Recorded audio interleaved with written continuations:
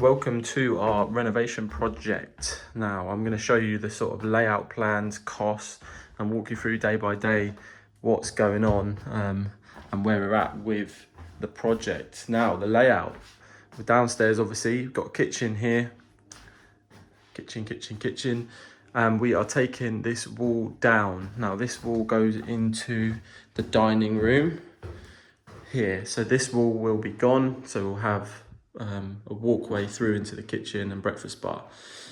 This window is going to be changed to a door because we have a deck outside, so you can see the deck outside.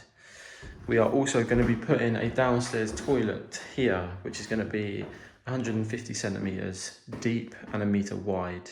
So this doorway will be used. We don't have to take the doorway out, brick it all up.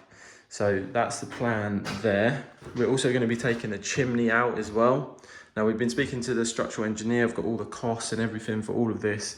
I'll be putting it into all the videos. So yeah, I won't hide any of the reality.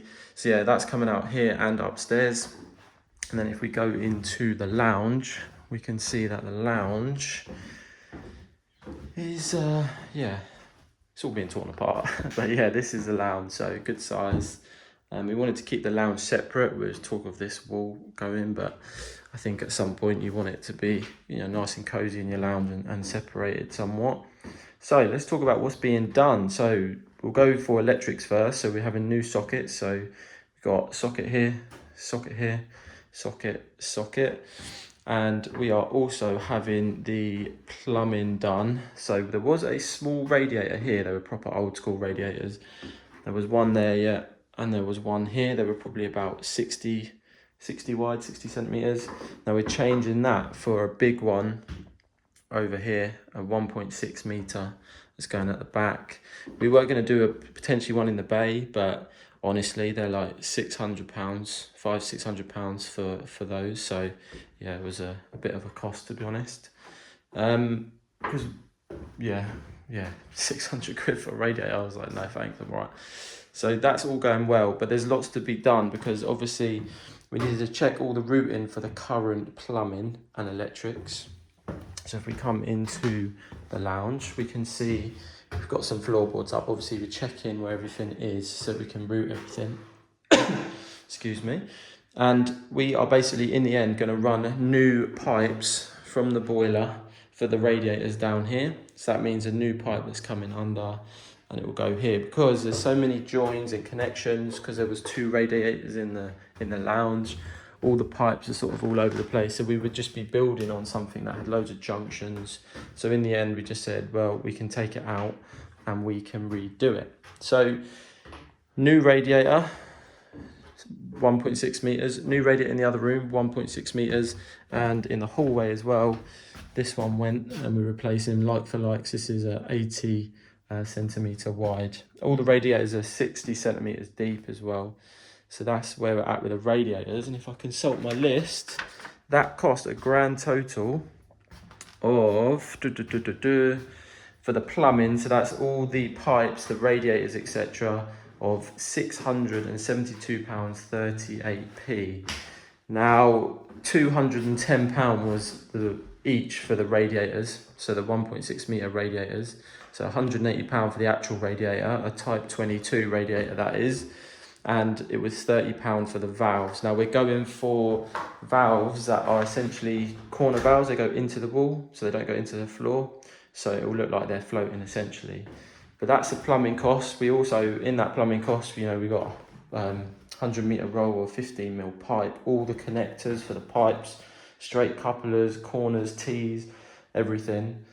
Pipe insulation as well, £1 per meter. So yeah, all of that is included in that £672.35. Obviously the radiators are the biggest cost of that. It's like, I think that was nearly 600 quid for the rads.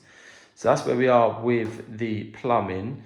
The electrics, the cost of the electrics wasn't a disaster so far, but we essentially are going to put around, I bought 17 new back boxes. So I've only bought the back boxes so far. And with that, obviously as well, we needed a 2.5 mil twin and earth cable. That's a 100 meter roll. So that was about, I'm not sure, it was 80, 90 quid, something like that. And then a few other bits and bobs. We needed some filler, some other stuff to make good a little bit of what's going on. And that came to a total of, if I check my notes, we have got £96. So again, not too crazy, but it all adds up, doesn't it? It all adds up. And obviously I'll show you the ups and downs. In that, the fibre cable got broken for the internet, so that means we are without internet and working from home, so we've had to call an emergency engineer out. But yeah, there's a few things like this obviously had a bit of damp. I say obviously, you wouldn't know, this had some damp, and we were looking and investigating, but it doesn't look too bad behind, so that's in the bay. Obviously condensation and of this floor as well is a little bit, well, that's a new meaning to floating floor, isn't it? Suspended floor, so that needs securing. So you find these secrets, don't you, as you start digging. But yeah, the biggest thing is to have it done properly for us and make sure that it's all up to spec and good. And I really wanted it to be warm, which is why, as well, all the downstairs will be insulated, fully insulated in the floors.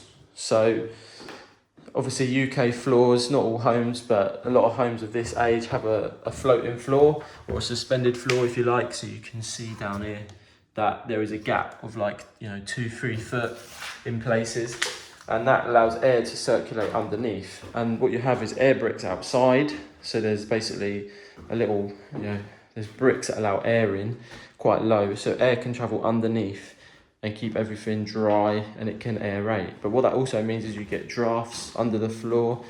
If your carpets aren't super thermal or have a good insulation, then essentially you've got cold air in the winter right there, and if you have a thin carpet, it can come up. So we are doing the full insulation, which will be Celotex. So we're going to cross batten underneath all the floor joists, all the floor. So we'll cross batten across, and then we'll cut the Celotex and push it into place, and then put expanding foam around it. Now I needed, for this room, so the lounge, the dining room, the hallway and the lounge, we needed 9 sheets of Celotex, and that came to £334. Now I haven't bought the battens or anything else yet. I'm just doing cost day by day, but that's how much the Celotex is. So that's going to be a fun job as well, getting in there under the floors and taking these floorboards up. But here in the UK, it gets cold, right? In the winter, it gets really cold. So having the floors insulated, I was speaking to my builder as well. He done it in his house. He said it made a massive difference. So that's where we're at. We've got conservatory as well over there. So yeah, this will be coming out. This is quite a big cost. The door is relatively high, so we're going to have panels either side, glass panels, 1.3 meter doors, and a panel above as well. Yeah, this wall coming out is a big one, so the stills will be on order soon. We've just had everything approved by the structural engineer, so I'm just waiting for the council. Now I've sent everything to the council. Obviously the chimney stack coming out is a massive one. Now obviously you need to put a steel in the loft, so we are putting a steel in the loft, which means some tiles coming out and a craning stuff in. But yeah, that's where we're at. Quite a big project. Today there'll be more electrics going in, all the electrics upstairs as well. But it makes sense to do all these things together, because obviously once the floor's up, or you have access to the floor, you can do everything, right? So plumbing, electrics, you might as well do it now. And for us, when we're upstairs as well, we'll be able to do all the spotlights and everything, because we have access to the floor down below.